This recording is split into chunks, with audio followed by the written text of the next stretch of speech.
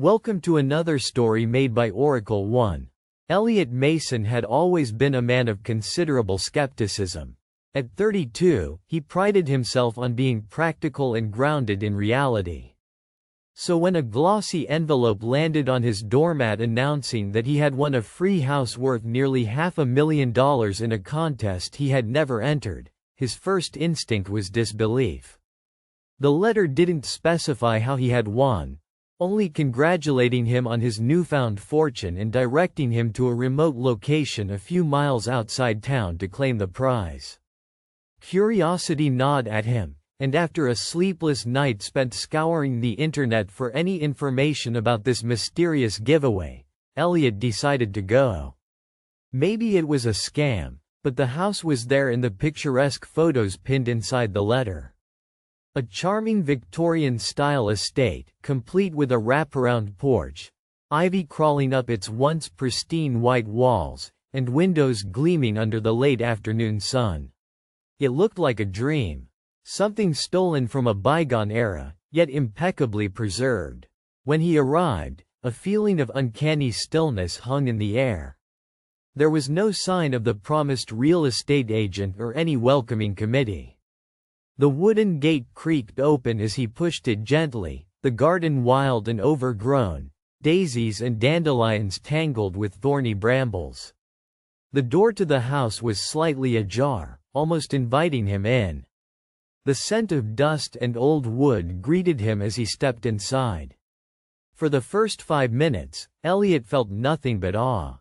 The interior was grand yet eerie in its silence. Furniture shrouded in yellowing sheets, delicate chandeliers hanging from the ceilings like frozen spider webs. Wallpaper curled at the edges, revealing patches of mold, but the hardwood floor gleamed with a recent polish. The air was thick but breathless, as if the house had been holding its breath for decades. With a cautious exploration, he discovered the kitchen, small and minimally adorned, the refrigerator still chilling but devoid of everything save a half-empty bottle of wine. The bedrooms were empty, save for dust motes dancing in the dim streams of fading daylight. As night fell and the sky darkened to an inky black, Elliot considered sleeping in the living room. The wood stove was cold. He fumbled through his bag for a flashlight and beer, thinking to pass the hours on the decrepit leather sofa. Then, as the shadows grew longer and the floorboards creaked beneath his feet with an unnerving rhythm, he spotted a curious feature.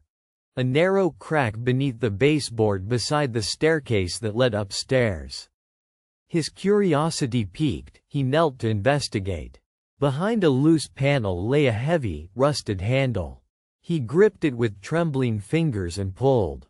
A segment of the wall groaned open inward, revealing a dark tunnel descending beneath the house.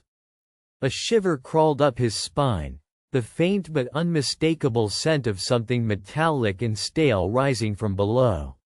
Elliot swallowed down his rising dread and decided to venture down, thoughts spinning of hidden cellars or forgotten wine rooms. He steadied his flashlight and began the descent. The stairwell was narrow and sticky with grime. After 10 steps, the air grew colder, dampened with a rotten smell that stuck to his throat. At the bottom, the beam of his flashlight cut across a vast, subterranean chamber.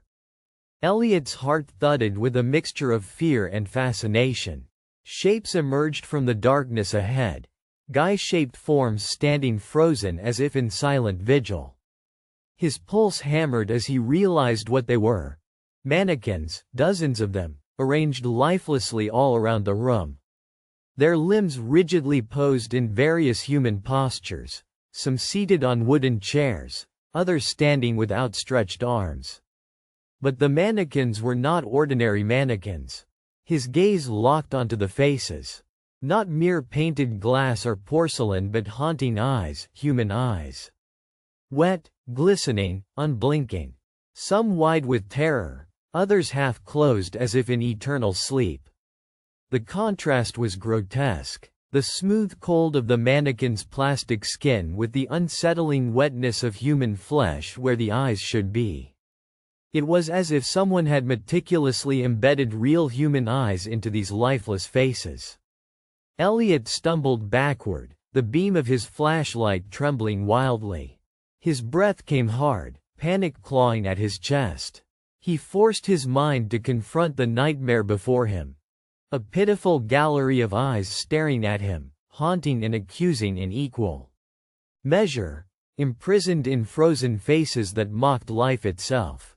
His skin prickled with cold sweat as a guttural noise echoed behind him.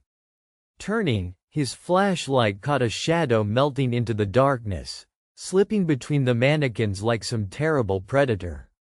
A dreadful realization slammed him. He was not alone. "Hello?" His voice cracked like dried twigs. "Is someone there?" Silence except for the lowest rasping breath that seemed to scrape the walls. As Elliot backed toward the stairs, something moved. A mannequin's hand twitched, then another. They began to twitch until it looked as if the room was breathing with an unsettling, unnatural life. His mind screamed to run, but the cellar door slammed shut, plunging him into near-total darkness. The flashlight flickered violently and then died with a final pop. Panicked and groping blindly, Elliot's fingers brushed against cold plastic limbs, frozen faces with eyeballs that now appeared slick with tears. The sensation was unbearable. A voice, thin and chilling, whispered from the darkness, "Welcome home, Elliot." His blood ran ice cold. How did it know his name? The voice was dry, raspy, as if drawn from a throaty well of madness. Elliot turned desperately toward the stairs, clawing at the door, but something slammed hard against his back. A cold, skeletal hand gripped his shoulder, and he was dragged back into the nightmare. The candle of consciousness went out as the last light flickered. When Elliot awoke, sweat-soaked and disoriented, he found himself seated in an old wooden chair in the center of the basement room. All around were the mannequins, their eyes now wide and glistening with fresh tears. Panic scrambled through his chest. Then he noticed something grotesque: his own eyes. They felt heavy, burning with a stinging chill. He touched his face and recoiled as his reflection shimmered in a broken piece of glass. His eyes were glassy in replacement. He had become one of the collection. Memories flooded back, vivid and horrifying. The house was the prize of a madman named Calvin Rook, a serial killer and collector who had vanished decades ago without a trace, leaving behind rumors and legends of his obsession with immortality through pain. His macabre hobby was preserving victims by embedding their eyes into mannequins, hoping to trap their souls forever. Each mannequin was a frozen likeness of a person he had abducted. Elliot was Rook's latest prey. The house was a lure, a trap for unfortunate winners, who were dragged into the cellar to become part of the collection. For hours that bled into a forever, Elliot lay trapped in the chair, watching as the mannequin's heads slowly turned, following his every movement. He screamed internally, his pleas no longer heard, his flesh now a shell, imprisoned. Outside, the house remained silent. No neighbors whispered rumors. No police came knocking. The Grand Victorian smiled its sweet deceit under the moonlight, waiting patiently for its next innocent visitor. Time was meaningless now. His eyes, no longer his own, remained fixed on the dark corners of the cellar, the cold breath of the collector's basement caressing his frozen skin. And somewhere, deep in that endless void where horror lives, Calvin Rook watched through his eyes, immortal as ever. For more stories, like and subscribe.